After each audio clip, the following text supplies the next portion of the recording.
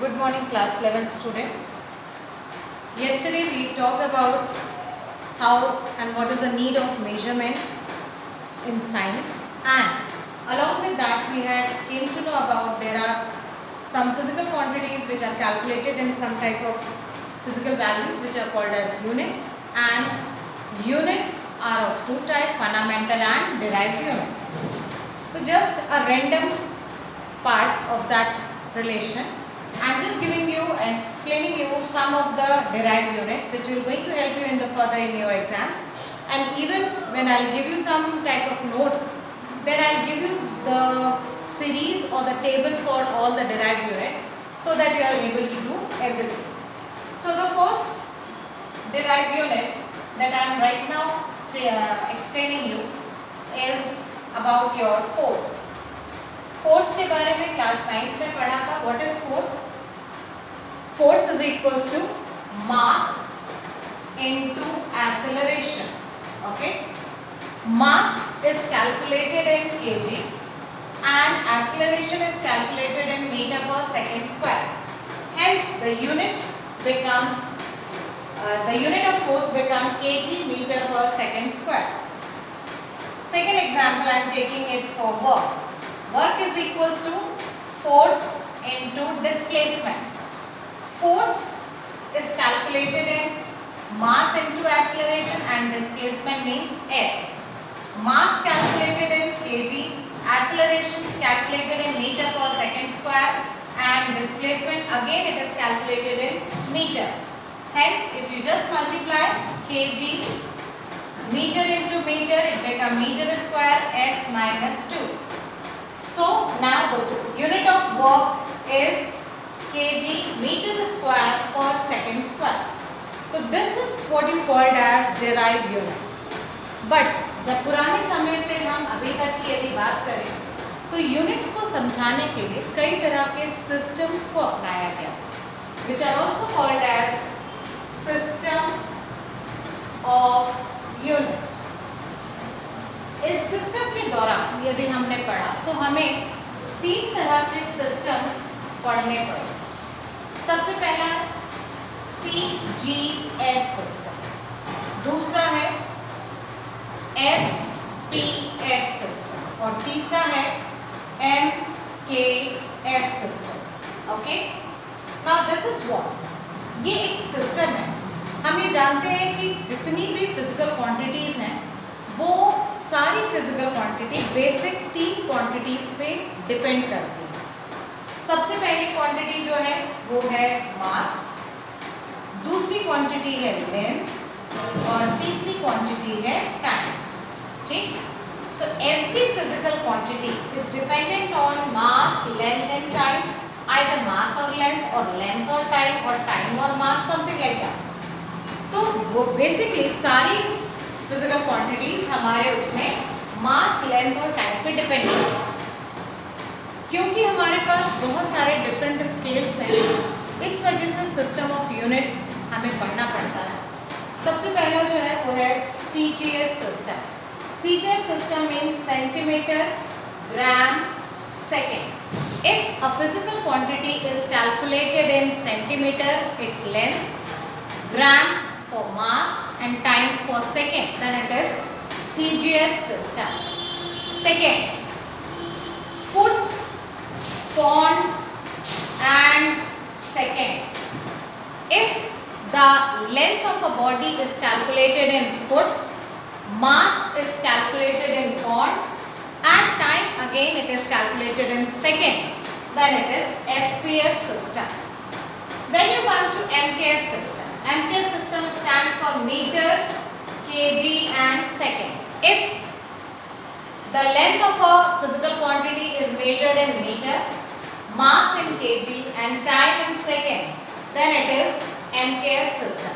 Basically इनके conversion में बहुत सारी प्रॉब्लम्स आई फुट पॉन्ड को लेके, तो अब हम बेसिकली FPS सिस्टम को इस्तेमाल नहीं करते. We just use two type of system, CGS system and MKS system.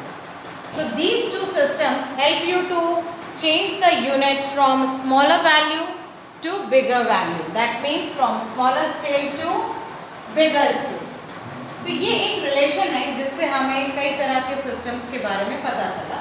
But further MKS system को आगे चल के आप एसआई यूनिट का नाम देते हैं। SI stands for standard international unit. ऐसी यूनिट जो all over the world accept की गई है ताकि किसी भी फिजिकल क्वांटिटी के कन्वर्जन में, पढ़ाई में, किसी भी तरह के मेजरमेंट में कोई भी प्रॉब्लम ना आए। Now next we talk about some of the smaller and bigger values for length. लंबाई को नापने के लिए छोटी सी छोटी इकाई, छोटी सी छोटी यूनिट में हम यदि बात करें तो सबसे पहला आता है आर्मस्ट्रॉन्ग। आर्मस्ट्रॉन्ग का मतलब होता है 10 to the power minus 10 metre. Micrometre that is stands with 10 to the power minus 6 meter. Then you can say millimeter that is 10 to the power minus 3 meter. So these are the minus 3 meter. So these are the some values. एक और बहुत अच्छी unit है छोटी सी, इसे हम कहते हैं Fermi that is 10 to the power minus 15 meter. तो किसी भी लेंथ को, यदि छोटी सी छोटी लेंथ को हमें नापना है तो आप इन डायमेंशंस को यूज कर सकते हैं। उसी तरीके से ज़्यादा लंबाई की यदि हम बात करें, लार्ज डिस्टेंसेस, तो you had light year. Light year की वैल्यू लगभग 9.46 into 10 to the power 12 metre के बराबर होती है। Then you had a big unit called as astronomical unit, then you had parsec. तो ये ऐसी कुछ बिगर यूनिट्स हैं जो ज़्यादा लंबी दूरी के लिए हम यूज़ करते हैं। उसी तरह मास को कैलकुलेट करने के लिए you go for gram, KG, then you go for quintal, है ना, मिलीग्राम, ग्राम, क्विंटल, क्विंटल के बाद आता है मैट्रिक टन। जैसे एक मैट्रिक टन यदि हम बात करें, 1 metric ton, okay, 1 metric ton is equals to 10 to the power 3 kg. 10 to the power 3 kg, that means 1000 kg.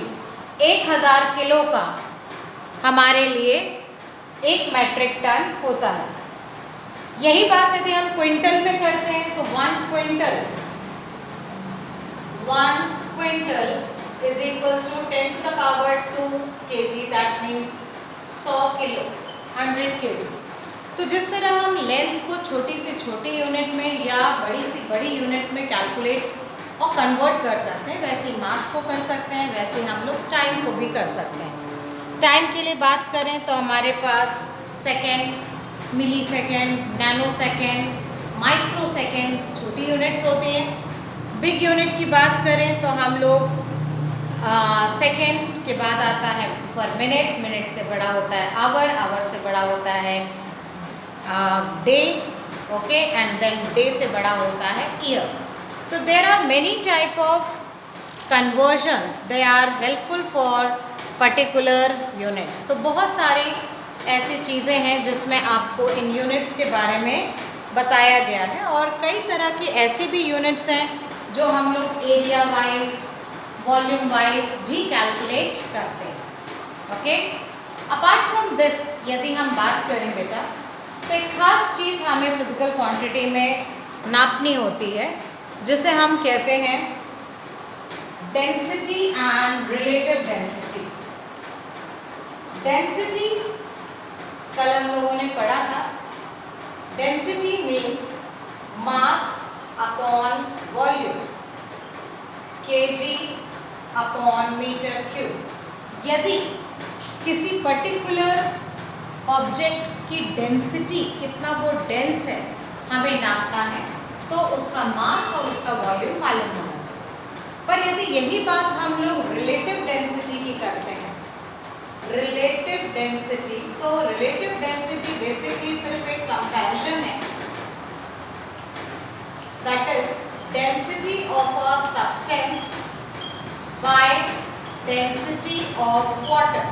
पानी की डेंसिटी से आप किसी सब्सटेंस को कंपेयर करते हो, तो इस रेशियो को हम क्या कहते हैं, रिलेटिव डेंसिटी। रिलेटिव डेंसिटी की कोई भी यूनिट नहीं होती, there is no unit for relative density, it just tell that how much denser the substance is there with respect to water. पानी के संबंध में, पानी की तुलना में कोई दिया हुआ सब्सटेंस, कोई दिए हुए ऑब्जेक्ट की डेंसिटी पानी से कितनी ज़्यादा है या पानी से कितनी कम है। तो there is a comparison between density and relative density. Basically density is nothing but it's a ratio of mass upon volume in which you had a unit kg per meter cube, but when you are comparing something with the density of water, then it becomes relative density.